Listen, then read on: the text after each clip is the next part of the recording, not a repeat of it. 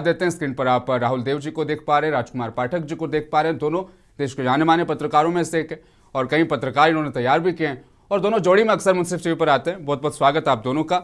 Screen पर आप नफीरुल इस्लाम साहब को देख पा रहे हैं। नफीरुल इस्लाम साहब इस चर्चा में बतौर सोशल एक्टिविस्ट और पॉलिटिकल एक्सपर्ट जुड़े हैं और शिवाजी सरकार साहब ये भी देश के जाने माने पत्रकारों में से इस चर्चा का हिस्सा बन चुके हैं। आपका भी बहुत बहुत स्वागत शिवाजी सरकार साहब। चर्चा का आगाज राहुल देव जी आप ही से करने जा रहा हूं। अब यहाँ चीनी के दाम बढ़े हैं, सबको पता है, खबर सब तक पहुंच गई है, लोगों ने अपनी परेशानियां भी बयान कर दी है। अब सरकार जो यहाँ पर तर्क दे रही है कि नहीं देखो मौसम की वजह से गन्ने में कीड़ा लग गया, इस वजह से देखो गन्ने की पैदावार नहीं हुई इसलिए चीनी के दाम बढ़ गए, अल नीनो का प्रभाव है, इन बातों को मान लिया जाए, स्वीकार कर लिया जाए, क्या लगता है आपको? मैं ये कहना चाहूंगा कि बड़ा गजब जमाना आ गया है कि देश के नीति निर्माताओं और डॉक्टर की दूरदर्शिता सामने आ रही है। जिस चीनी को नहीं खाने के लिए ये बार बार कहा जाता था और आज स्थिति ऐसी आ गई है कि लोग स्वतः चीनी छोड़ रहे हैं और उसके कंजम्पशन को कम कर रहे हैं। इसे या तो हास्य व्यंग के रूप में आप समझ सकते हैं कि देश में जो चीनी है लगभग 15% इसकी कीमत में इजाफा हो गया है पिछले 10 से 12 दिन के अंदर। सरकार की जो तर्क है, जो आज जो केंद्रीय मंत्री प्रहलाद जोशी जी जो उन्होंने कहा है कि देश में कोई कमी नहीं है, किसी भी प्रकार की कोई समस्या नहीं है, और उन्होंने दो चीज को बताया कि हमारे देश में जो है ये जो गन्ने में जो बीमारी है और इसके अलावा अल नीनो, ये दो कारण बताए हैं कि इसके कारण से हमारे जो चीनी के दाम हैं वो कम हुए हैं। लेकिन मेरा ये कहना है कि सरकार की मशीनरी क्या कर रही है? क्या किसी चीज की कमी हो रही है?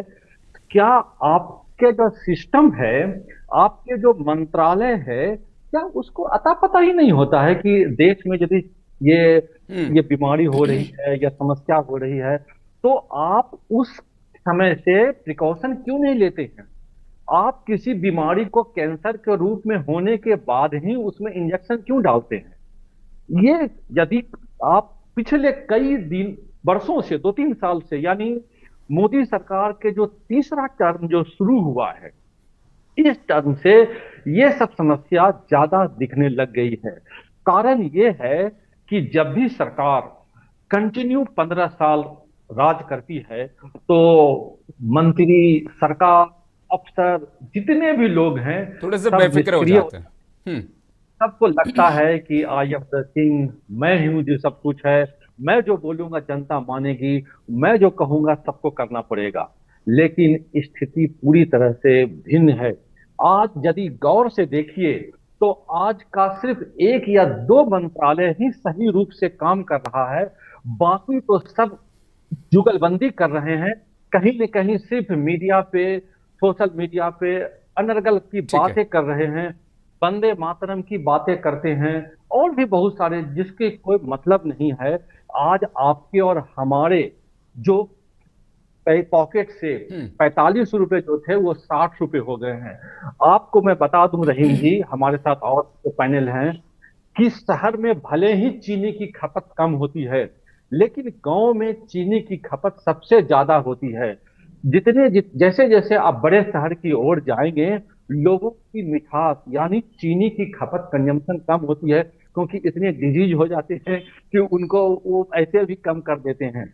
लेकिन यदि गांव में जाएंगे, मैं भी यदि गांव में जाता हूं तो चीनी 1 चम्मच के जगह 3 चम्मच दिए जाते हैं, यानी कंजम्पशन वहां पे ज्यादा है। ज्यादा इसलिए है क्योंकि लोग ज्यादा हार्ड वर्क करते हैं, और हार्ड वर्क करते हैं तो उसको ज्यादा ग्लूकोज चाहिए, मिठास चाहिए, यानी कंजम्पशन आपका सबसे ज्यादा रूरल एरिया इसमें में एक चीज ज्यादा ये भी होगी राहुल देव जी, ठीक है, हम रॉ मटेरियल के तौर पर या डायरेक्ट हम चीनी का इस्तेमाल नहीं कर रहे, लेकिन हम बिस्किट खा रहे हैं। हैदराबाद का जो कल्चर, इसमें आप देखेंगे बिस्किट बहुत जल्दी अब बहुत ज्यादा महंगे हो जाएंगे, खासतौर पर मैं मीठे बिस्किट या चॉकलेट्स या चीनी से बनने वाला हर प्रोडक्ट जो कि 1000 के आसपास हमारे इर्द गिर्द के दायरे में, वो सब भी महंगा हो जाएगा। दोनों एक दो महीने के भीतर हम इन तमाम चीजों को कंट्रोल कर लेंगे और अक्टूबर से पहले चीजें सामान्य हो जाएगी। चीनी अपने उसी भाव पर पहुंच जाएगी जहां से ये बढ़नी शुरू हुई थी। मुझे थोड़ा सा इसको इस वजह से भी ब्रेक करना है क्योंकि पेट्रोल डीजल के दाम जब बढ़े तो नीचे नहीं गिरे, और भी ऐसी कई वस्तुएं जिनके दाम बढ़े नीचे नहीं गिरे। लेकिन क्या इस दावे पर विश्वास किया जा सकता है कि 2 महीने के भीतर वापस इस पर कंट्रोल लाया जाएगा? नहीं, मेरा जैसा मानना है कि आपने सही कहा कि जब बाजार में किसी प्रोडक्ट का दाम एक बार बढ़ जाता है और लोग उसी खरीदने के प्रति उतने ही पैसा देने के प्रति एक आदी हो जाते हैं। दूसरा, कारोबारी भी समझते हैं कि हमें अब इतना ही लेना है, तो फिर वो मुश्किल हो जाता है कि किसी प्राइस को 65 से फिर आप 45 आ पाए। शायद ही अभी तक में जितने हमारे साथी पैनल हैं कोई बता पाएंगे कि कोई दाम कम हुआ है। बहुत एक आध दो हुआ तो हुआ, लेकिन नहीं है। जहां तक चीनी की बात है, जब सरकार कह रही है कि बाहर से हम 10 लाख टन चीनी, कच्ची चीनी मंगा रहे हैं, ऐसा माना जा रहा है ये 15 अक्टूबर तक आएगा। 15 अक्टूबर के बाद फिर उसका प्रोसेसिंग होगा तो फिर उसका डिस्ट्रीब्यूशन होगा। यानी यूं समझिए कि अक्टूबर नवंबर ये खत्म हो जाएगा मामला। वहीं दूसरी तरफ अभी से भारत में त्योहारों का एक सिलसिला शुरू हुआ है। अभी रक्षाबंधन है, फिर गणेश चतुर्थी है, फिर दुर्गा पूजा है, फिर दीपावली है।